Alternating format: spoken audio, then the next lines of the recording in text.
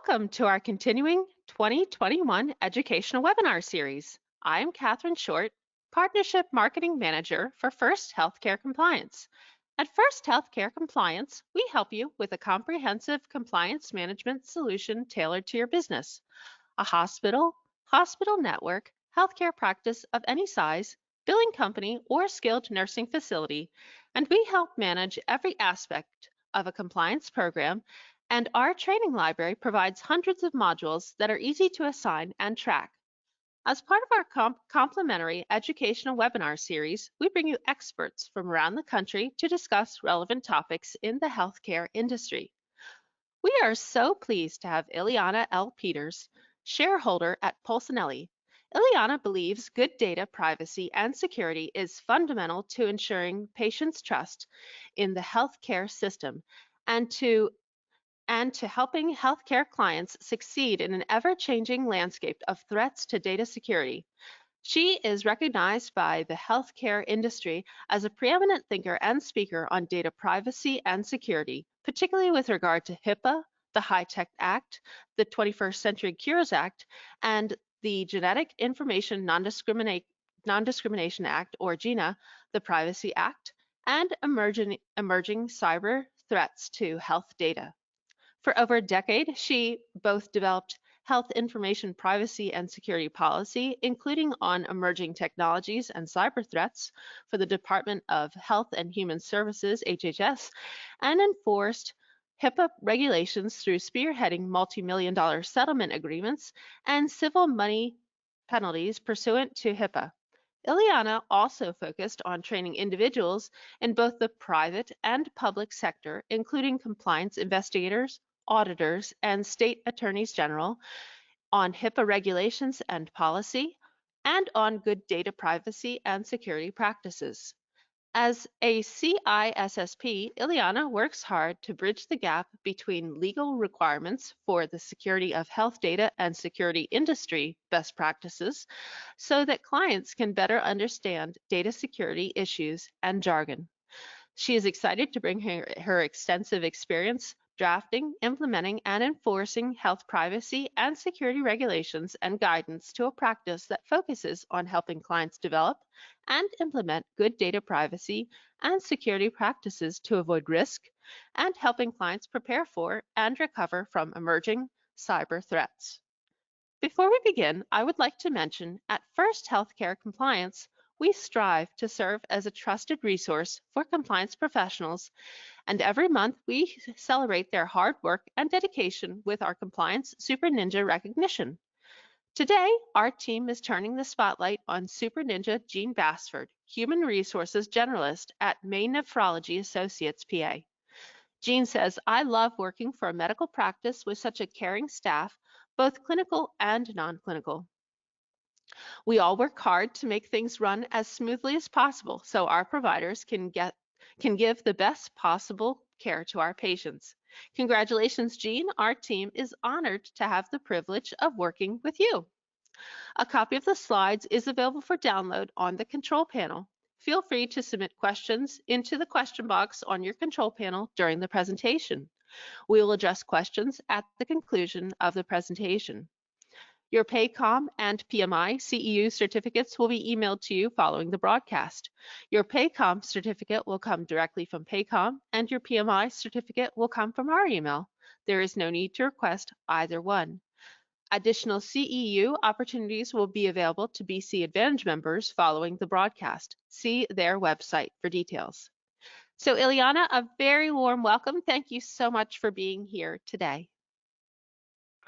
Thanks so much for having me, Catherine. I really appreciate the opportunity, and I'm excited to talk with everyone about recent attacks on data security. So our presentation today is about just that, about the stuff that keeps us up at night, the stuff of nightmares, and really what I work very often with clients on these days, and that is cyber threats and different types of attacks that we've experienced with regard to data security. So the presentation today is going to focus on that. Obviously, there are a lot of other issues and compliance requirements that play into these conversations. We could talk for hours on these subjects. So if there is anything that you have questions on afterwards or during the presentation, please feel free to ask them, and we can regroup offline. My contact information is in here as well. So if you prefer to send me an email, that's absolutely fine too, because I know this is a lot of really important information, and a lot of folks do have questions about not only the content that's here, but again, really good questions on sort of tangential issues related to compliance or other questions that come up during the presentation. So again, feel free to get in touch. Moving on to our first slide. So I really wanted to give you kind of a sense of why we're having this conversation in the first place. And I think it's really important to orient ourselves to what this issue looks like. This particular slide is a slide that HHS, Office for Civil Rights, produces on a regular basis for their public presentations. The last public presentation where this slide was available was in March of this past year. And you'll see on the slide that the numbers on the right-hand pie go through February. So this slide is a little bit old, but we thought it was really helpful, and I'll talk through why that is in just a minute, for you to get a sense of what we're looking at. So again, these slides are slides that are produced by the Department of Health and Human Services for their public presentations.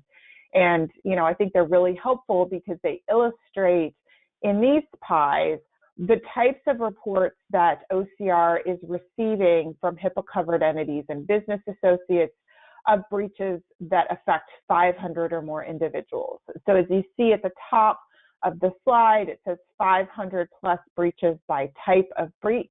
Again, that means that what we're looking at here is a report that is made to HHS as a requirement of HIPAA, of the HIPAA breach notification rule, by a HIPAA-covered entity or one of their business associates regarding a type of breach that they experienced that affected 500 or more individuals. So just to orient us to what this data is, this is not all breaches by all entities in all industries. This is really limited to breaches that are reported to HHS by HIPAA-covered entities and business associates, and those that are large breaches, that is, they affect 500 or more individuals. So if you look at the pie on the left-hand side of this slide, you'll see that that's over really the life of the breach notification program. So if you recall, the breach notification rule was implemented after the HITECH Act was passed, and breach reports started coming into HHS around September 23rd of 2009. And so this left-hand side pie is really about the life of the program and what the breach notification program has looked like for many years and the comprehensive data from that program. So as you can see, over that program, over the life of that program, theft and loss was a big issue. That's the blue piece of the pie, the large blue piece of the pie, and the orange piece of the pie. And so, a lot of entities experience theft and loss. And when we talk about theft and loss in this context, we're talking about stolen devices or lost devices. And that is, so not theft of data, that's a hacking or IT incident, that's the yellow piece of the pie. When we talk about theft and loss, we're talking about devices or even paper. So theft or loss does include here paper. So what we're talking about here over time, as you'll see from the right-hand side of the pie, is really less and less theft and loss issues because entities are doing a much better job of encrypting their data. So if you have a device that is encrypted, that is lost or stolen, you do not have to report that breach to HHS. So over time, entities have done a much better job of encrypting devices that may be lost or stolen. And so we're seeing a lot fewer reports involving theft and loss. What we are seeing more and more, as you see, the difference between the two pies is an increase in that yellow piece of that pie. That's the hacking and IT incidents. Those are the incidents that involve unauthorized third parties, threat actors, taking steps to get into a HIPAA-covered entity or a business associate's enterprise systems or devices and potentially interacting with their data, accessing the data, acquiring the data, using the data in a way that's not permitted under HIPAA. And so we see a significant increase in that over time. That is, the vast majority of breach reports that we're seeing these days involve hacking and IT incidents. And so that's what we're talking about today. I did just want to highlight the gray piece of the pie for you as well, and that is unauthorized access or disclosure. So that really is a similar related issue. That's electronic data. So usually not paper data when we're talking about unauthorized access and disclosure. Usually we're talking about electronic PHI. But what we're talking about there is cases in which electronic data may be accessed inappropriately by insiders. So you have workforce members that are accessing data that they shouldn't. So that's not an external third party or an external threat actor that's accessing your data. That's an internal party that may have access rights, that may work for you, that's inappropriately accessing your data. Or it's when you make a mistake and send an email to a wrong party, and that's an unauthorized disclosure. Or you send, you have a webinar of some kind and you share information that shouldn't be shared. Or you modify your systems and you change settings and the information ends up on the internet when it shouldn't. So that's not really what we're going to focus on today, that gray piece of the pie. We're going to talk a little bit about it, but really what we're going to talk about mostly is the yellow piece of the pie. And I hope that you can see why from the shift from the left-hand side of the screen to the right-hand side of your screen is that really is the major threat that we're seeing these days for entities of all types, not just HIPAA-covered entities and business associates. Our firm and our team has a very large group, roughly 30 or so attorneys that work with different entities of all types. Obviously, as Catherine mentioned, I'm focused primarily in the healthcare sector, although I work with other types of entities too, including education entities and other entities. But really, while these pies aren't reported from data that is industry-wide or all industries in the economy, they really do reflect what we're seeing for entities of all types. So I think it's a really good indicator of, again, the threats that are out there and why we're having this conversation today. So the threat landscape, as I said, has really changed over the past few years, and the vast majority of data has been created in the past couple of years. So really what we're seeing is an explosion in data creation for many different reasons, including moves to electronic health records, all different types of electronic devices being used in the healthcare industry. Cloud is very new, but it is still very important for our industry, and really, is being implemented very quickly. And sometimes, in some cases, is being implemented without legal review or IT review, and that can create risks. So there are some very secure cloud vendors, and we obviously recommend that you do a really good job in terms of looking at your cloud vendors so you can make sure that you have a good relationship with them and really use cloud vendors that are implementing good data security. Traditional IT infrastructure resources are changing very quickly, and so a lot of companies don't really have a good idea of all of the vendors they're using, all of the data that they have, all of the supply chain issues that they may be experiencing. So it's really, when we're talking about the threat landscape, what we're talking about is a lack of really good data governance. So this is an issue that goes well beyond legal requirements, both state and federal, and we'll talk about those requirements here shortly. But this is really an issue that is about data governance from a much more general perspective. And that really is about entities having a very good idea of what data they hold. Again, that first bullet, what data do you hold for what people, what data subjects? What is the substance of that data? So for example, does it include certain types of identifiers? Is it proprietary data? Is it trade secret data? What kind of data do you hold? What do your applications look like that hold that data? Again, are they cloud applications? Are they on-premises applications? What kind of applications do you have?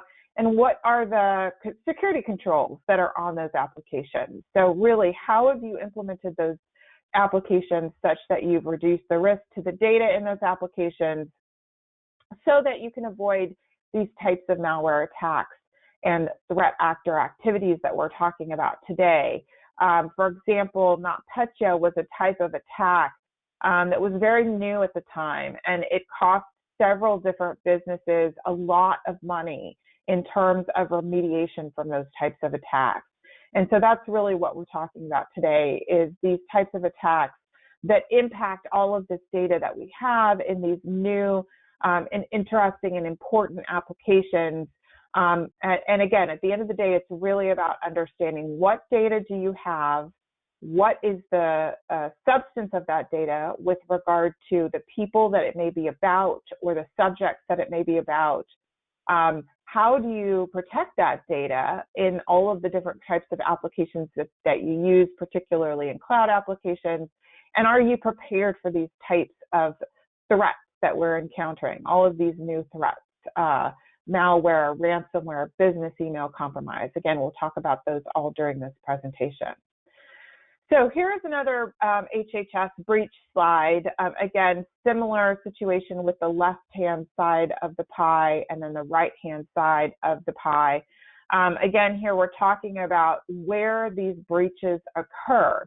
And so following on our discussion here is really when we're looking at our threat landscape, what does it look like in terms of where the data lives, as we were just talking about, really understanding what data you have and where it is, what kind of applications it lives in, so that you can protect it. And so when we're talking about here, you can see here on the left-hand side, this is the historical data, the data over the life of the program, all of the data over the life of the program. And again, you'll see here, you know, it's a pretty good variety of data. You've got email servers, you've got network or email instances, you have network servers, you have laptops, desktop computers, again, portable devices, those devices that can be lost or stolen, used to make up a good at least quarter of this pie. Paper records obviously made up a large percentage of this pie, etc. But if you're moving to what we're seeing more recently, and that is on the right-hand side, you see that this really is moving to a situation where it is mostly electronic data in emails and on network servers that we're seeing, again, as you saw in the previous slides, fewer lost or stolen devices. That is, the laptops, desktop computers, portable devices don't even really show up, although there's a tiny little piece of that. You know, paper record breaches are much fewer, which is fantastic. But really what we're dealing with these days is electronic data in these places where attackers perpetrate threats. And so that's really what we want to talk about here, is the types of threats we're seeing are those threats that create risks to your email and to data that are on your network servers. So for example, business email compromise is one of the most prevalent threats that we're seeing to entities. And what that means in day-to-day parlance is that someone gets into your email account, one of your workforce members, they get into an email account and they have access to all of the data in that email account. So as you can imagine, if you think about what's in your own email account today, just imagine if a threat actor got access to what's in your email account. Depending on the role you have in your organization, that could be data for patients, it could be data for employees, it could be your own personal data, it could be proprietary and trade secret data. So our email accounts these days function basically as our filing cabinets for many people, and really are very, very robust sources of data for threat actors. And they know that. So they're going to send you a phishing email and ask you to click on a link and enter your credentials, and then they will get into your email box and either take data with them, forward emails, download your email box, or they will interact with the data in the email account, send spam emails to everyone in your contact list, your colleagues, your customers, expand that attack in a really frightening way, frankly, and have access to a lot of other people's data. So that's what a business email compromise looks like, and that's why it is such a scary event for different types of entities. Again, that type of threat is happening all over our economy, not just in the healthcare sector. Similarly, when we're talking about threats to data on network servers, we're talking about similar types of attacks, usually precipitated by phishing, but also we have threat actors that can find sort of a hole in your security. You have a device maybe that's not secured, maybe an internet connected device. We have, all of these Internet of Things these days, where we have all of these different devices that are connected. Maybe you have a connected device that has a default password on it that can be easily guessed.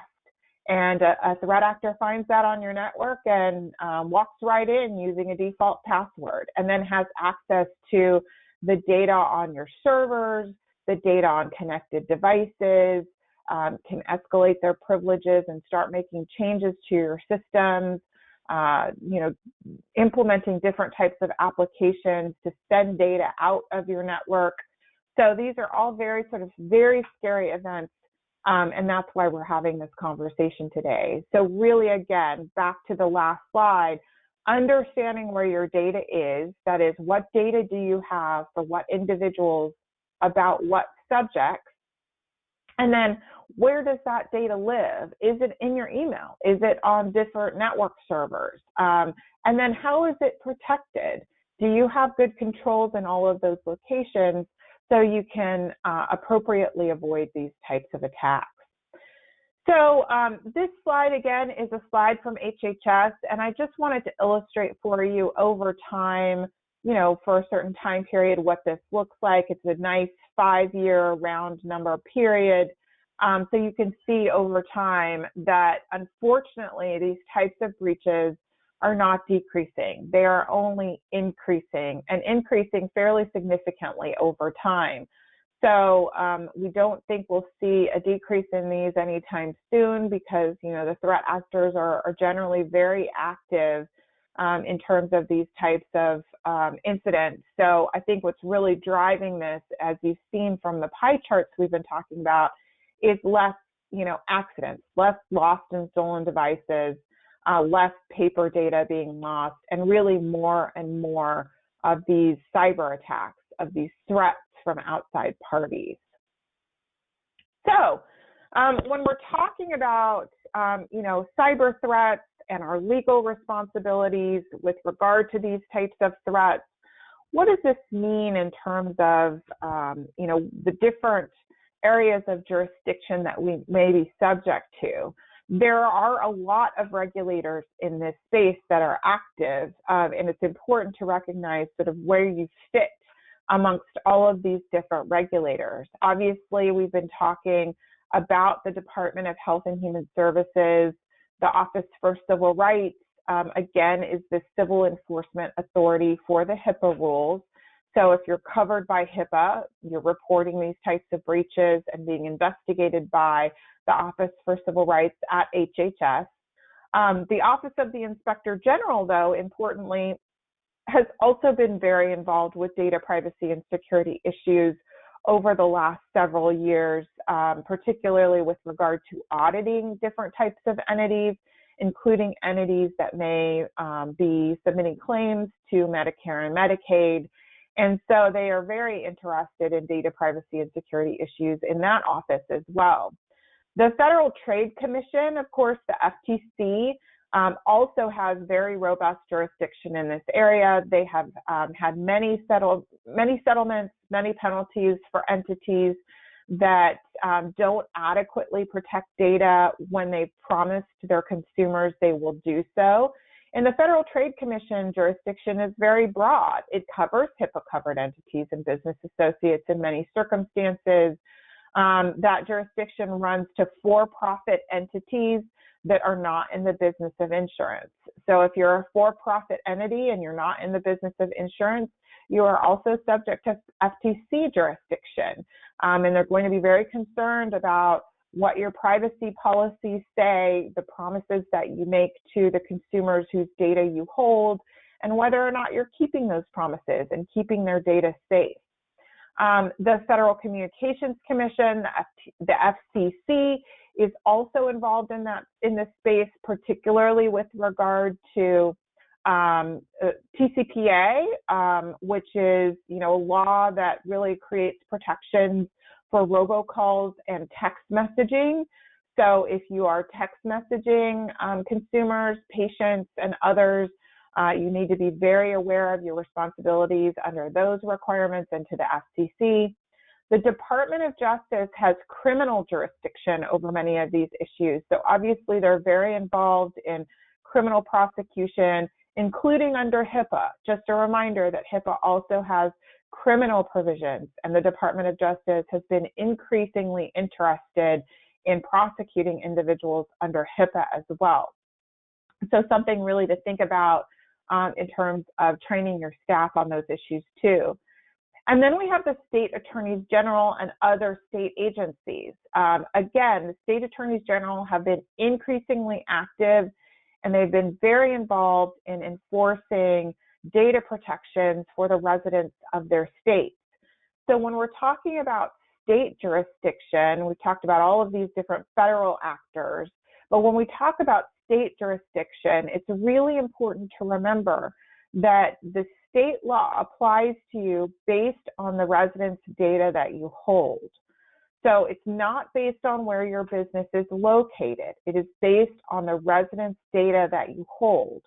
So if you're a business that serves customers in 5 different states and you have data on customers, patients, beneficiaries, consumers of all types in those 5 different states, you are arguably subject to the data privacy and security requirements in those 5 different states.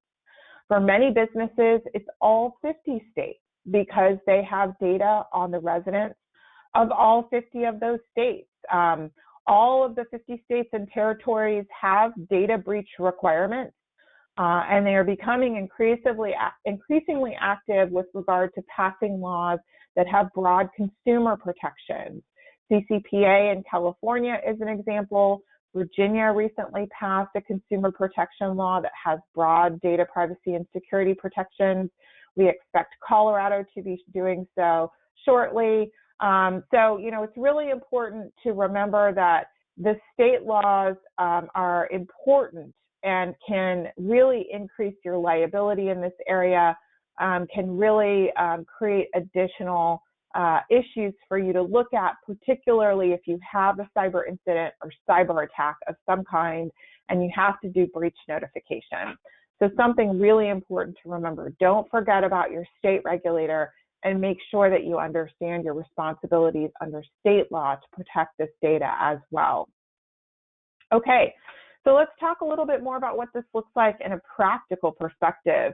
So, we're talking about here federal regulators. FTC has been very active in this area, as well as the state AGs. These are some examples of very high dollar settlement amounts in this area. Then we've got OCR settlements in that second bullet, several $1 million for these different entities.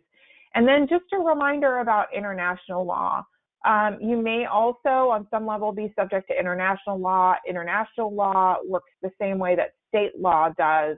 That is, if you have data on residents of different countries, you may be subject to those laws. They usually have thresholds related to the amount of data that you have or the size of your business. So just because you have international residence data doesn't necessarily mean you are subject to that international law, but you could be. And particularly European regulators under the General Protection Data Regulation, which is GDPR. Sorry, that's misspelled on the slide. I just realized it's GDPR, General Data Protection Regulations. Apologize for that. At any rate, you could be subject to the GDPR, and that could create additional liability for you. The European regulators have been very active in this space. As you can see in that last bullet, just one record could result in a fine from those regulators. So again, very important to understand what you're looking at in terms of jurisdictional responsibilities at the state level. Which residence data do you hold for which residents in which states? The international level, similarly, do you have international residence data? Do you qualify for jurisdiction under those requirements? And at the federal level, all of the different regulators we've talked about, HHS, DOJ, FTC, FCC, it's our alphabet soup of federal regulators. How does your business interact with those regulators as well? Okay, so moving on here, what I've put together on this slide is what I like to call a cyber attack response checklist. Now, I'm a lawyer, and lawyers don't generally like checklists because they leave a lot out. But I think this particular checklist is very helpful because it's sort of a cheat sheet to keep next to you to make sure that you've implemented these requirements in your policies and procedures so that you're prepared to respond to cyber attacks. And it may be helpful to have next to you if you're actually responding to a cyber attack. So you can remember all of the different issues that you need to address when one of these may come up. Now, we're knocking on wood and hoping this never happens to you, but arguably it's not if, it's when, because these attacks are so prevalent. Again, not just in the healthcare sector, in all sectors, it's really important to have a plan. Please, please, please have a plan to deal with cyber attacks. Have a robust incident response plan that includes all of these factors related to how you're going to respond in a cyber attack situation. Please practice your plan. Make sure that the first time you're implementing this plan is not in real life. We do tabletop exercises with many of our different clients so that we all sit down and walk through a practice scenario so that everybody knows what their roles and responsibilities are when one of these very scary things happen, so that you're not staying up all night worrying about what's going to happen when this happens. You've practiced, you know where your plan is, you know what's going to happen, you know who's going to be responsible for what, and you can implement your plan in a very seamless way. It's so critical because the minutes count when you're dealing with a cyber attack. So as you'll see from the checklist, again, the first bullet is identify the appropriate points of contact. That is so important when you're dealing with a cyber attack. It may be one particular command individual that is in charge of everything, or it may be a team, a command team structure. You have a cyber incident response team. It may be one person in IT, one person in legal, one person in HR. It may be, a different team organization, but really determine ahead of time who is going to be responsible. And then if and when the bad thing happens, make sure that they are able to take responsibility immediately. And make sure that you have backup.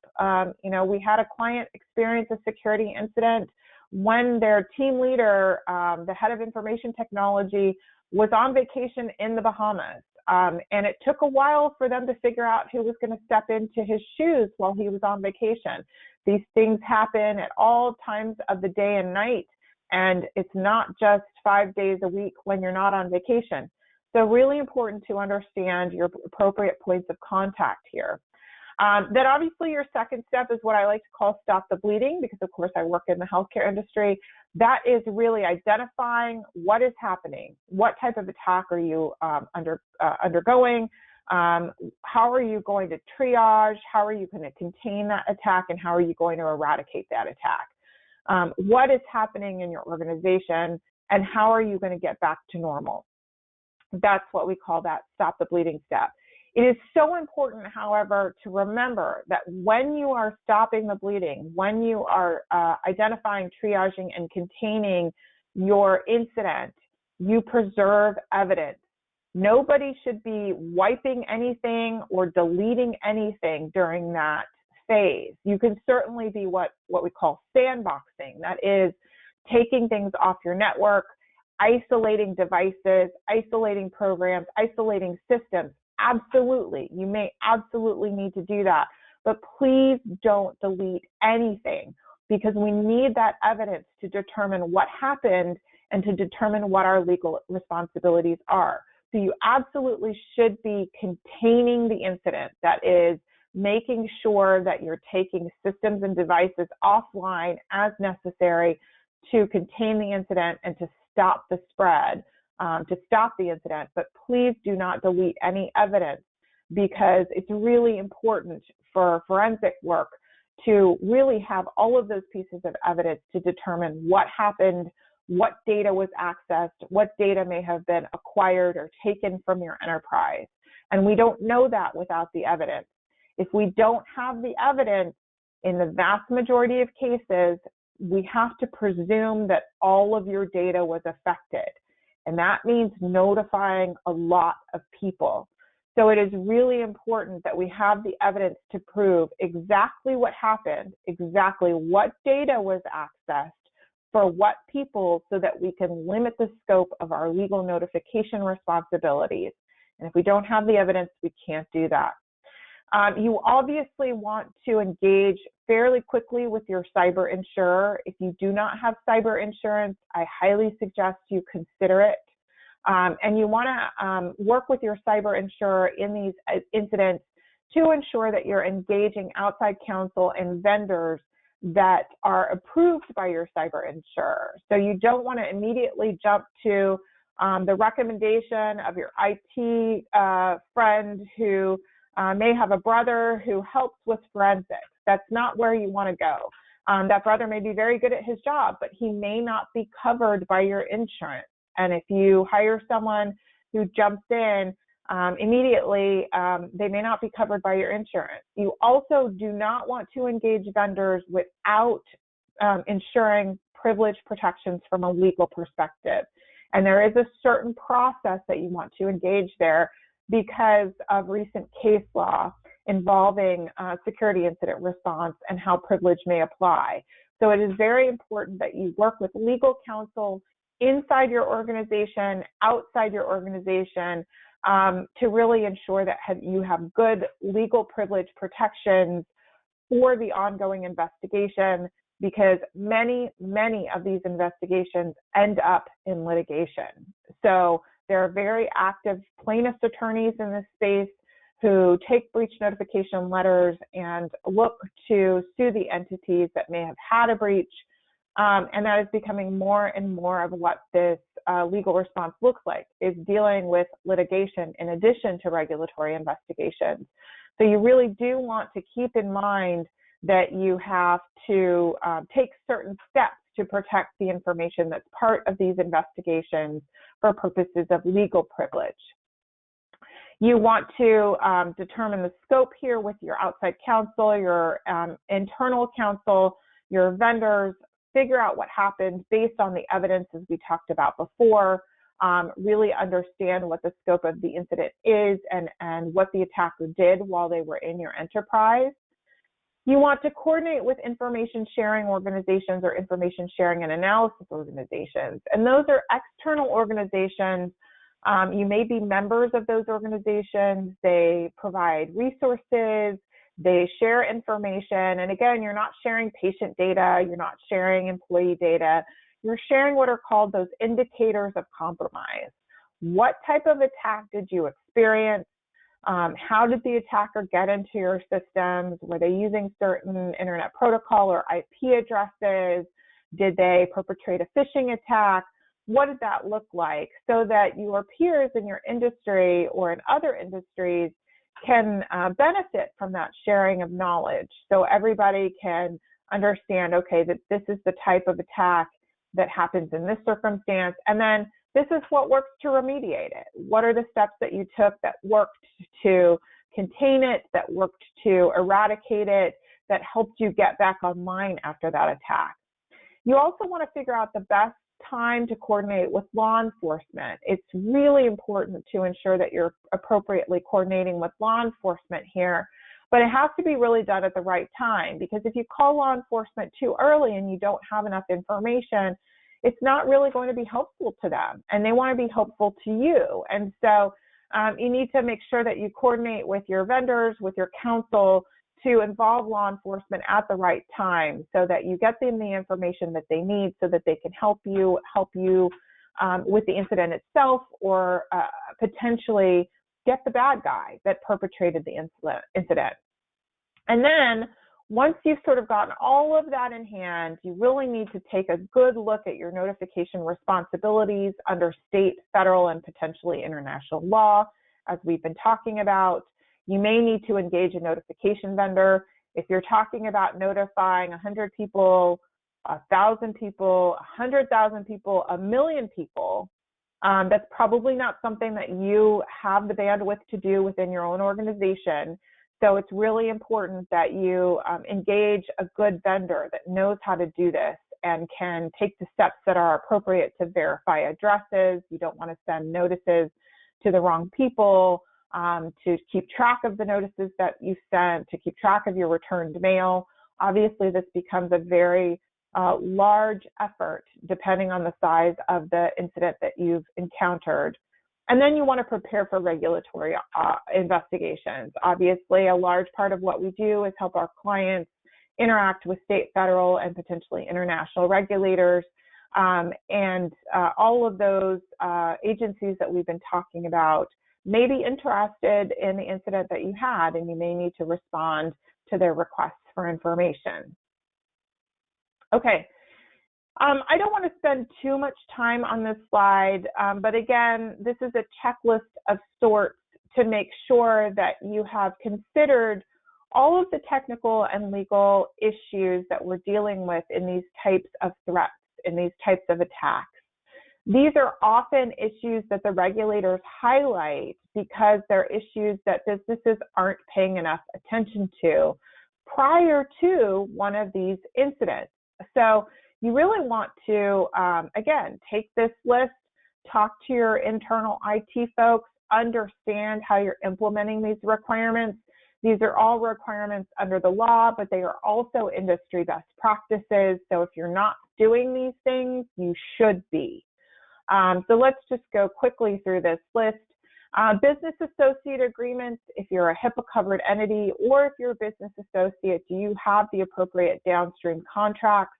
These are also known as vendor or supply chain contracts in other industries. So there is a corollary in other industries. In other words, you want to make sure that you have a good handle on what vendors have your data and what your contractual obligations look like there, particularly with regard to incident response and breaches. If a bad thing happens at one of your vendors, how is that going to be handled? What are their responsibilities to you? Because you as the data owner are going to be subject to the regulatory requirements, so you want to make sure you have a good handle on that before the bad thing happens. As we talked about earlier, really understanding what data you have for what people, what proprietary data you have, etc. If you don't know, if you don't have a good inventory, you can't appropriately assess the risk, which is the next bullet. Really understanding your risk to your data, and I'm not talking about an audit, I'm not talking about a gap analysis with regard to your legal requirements. I'm talking about understanding the risks to the data itself where it lives, and then managing those risks, which is the next bullet. Do you have all of the necessary controls to make sure you can manage that risk, including encryption? Have you implemented robust encryption for data at rest and in transit? Do you have good transmission security, which is the next bullet? Are you auditing? Are you catching all of the different issues that may be happening either with your workforce members, as we talked about at the beginning of the presentation, or that's happening with unauthorized parties accessing your data? The next bullet is patch management. Patch management is hard, but it's incredibly important because you need to make sure that you are appropriately addressing the vulnerabilities that your applications may have. Vulnerability and penetration testing are really important to understand to make sure that you don't have any open doors. Like I said, you don't have any open ports. You don't have default passwords on your Internet of Things devices where attackers can exploit those. Do you have a security awareness program? Are you training your staff not to click on those phishing links? Are you doing phishing exercises? Are you prepared for insider threat, as we talked about? And do you have disaster recovery business continuity plans and incident response plans?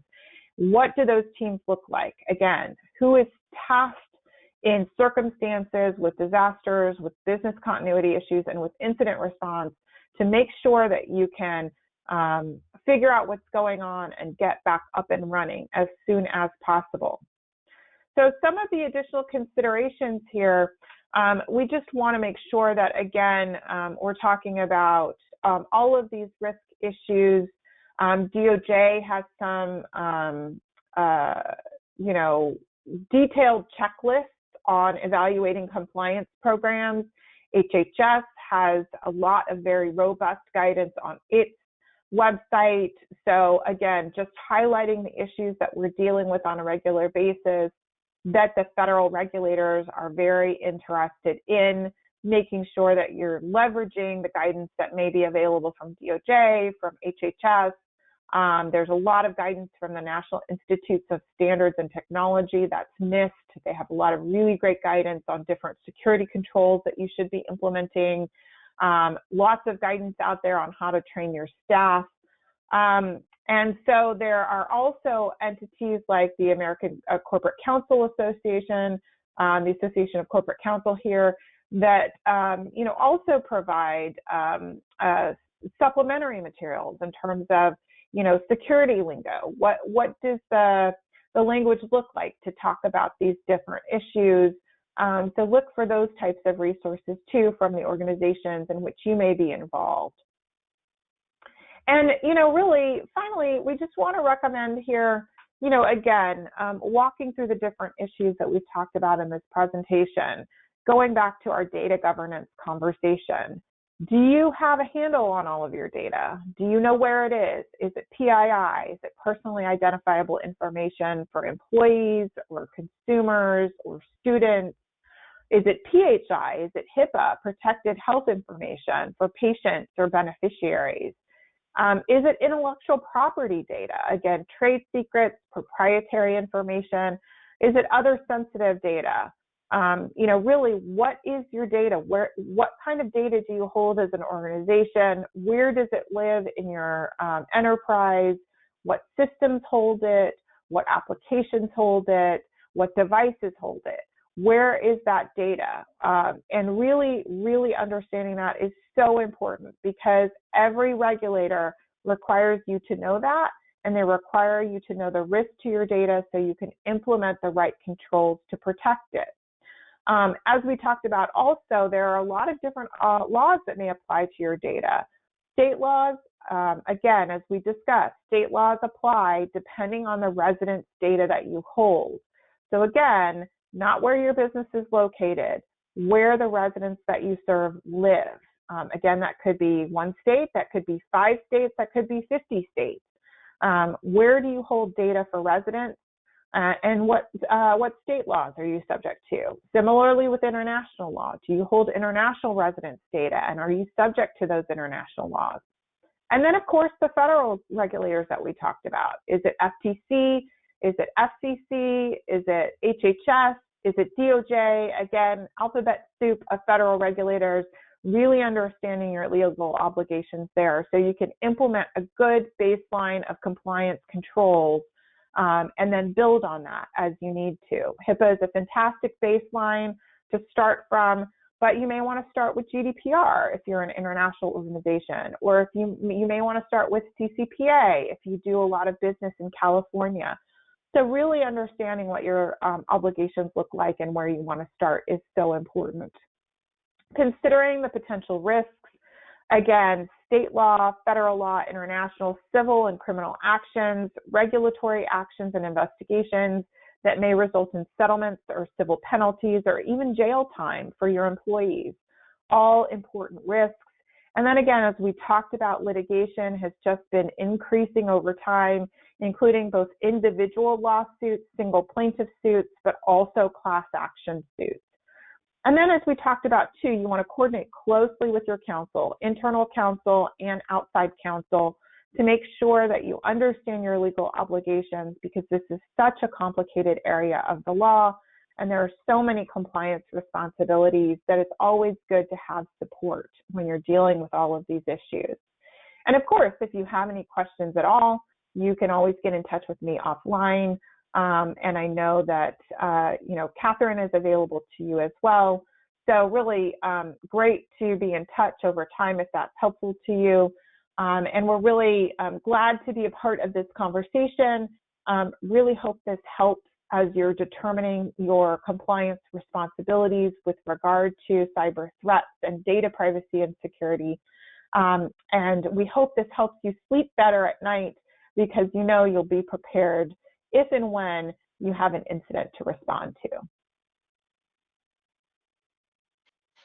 Thank you so much, Iliana. This was a wonderful presentation and so much great information. We did have a few questions that came in, so I didn't know if we could go over a few of those. Yeah, of course. Okay, great. So we had a question about a baseline. So what does good compliance look like as a baseline for companies regarding data privacy and cybersecurity? Right, good question.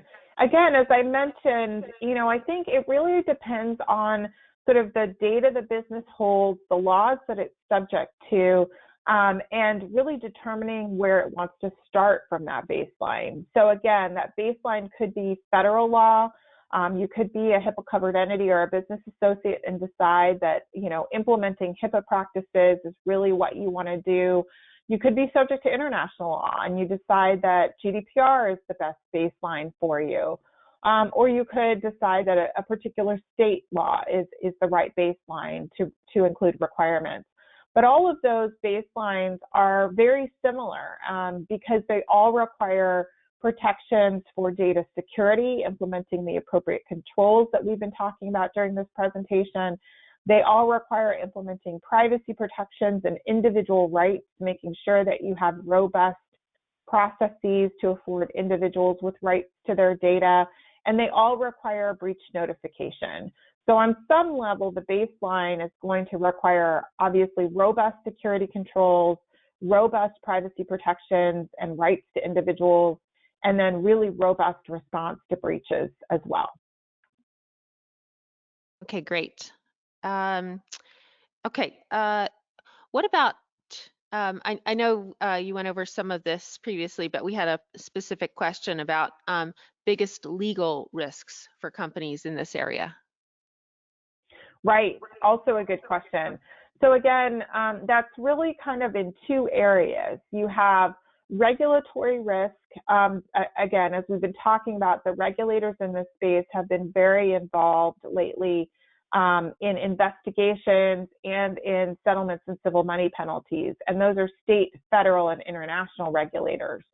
So you could, again, have a state AG or a group of state AGs that may be interested in investigating a particular security incident or breach because it affects the residents of all their states. And they may decide to enter into some kind of settlement agreement with settlement amounts or penalties associated with it. Similarly, the same could be true for a federal regulator like HHS, again, very involved here, or FTC, and then the same with an international regulator. So all of these entities may investigate after a particular incident. Again, you may have multiple investigations with multiple regulators going on at the same time. It's obviously a huge resource issue because you want to make sure you can respond to all of these regulator inquiries in a very timely way. And you could end up in a situation where you might have to implement a settlement agreement with one of those regulatory authorities, state, federal, or international, or multiple. So again, that's a huge legal risk in this area. So really understanding your compliance requirements before a bad thing happens, such that if you do have a security incident, you can offer up to the regulator all of the evidence of the good things that you did before that incident. And even the most secure entities can get hit with one of these types of threats, because again, many of them are perpetrated by phishing attacks, and it just takes one mistake to end up in a situation where even a very secure entity could end up with an incident or a breach.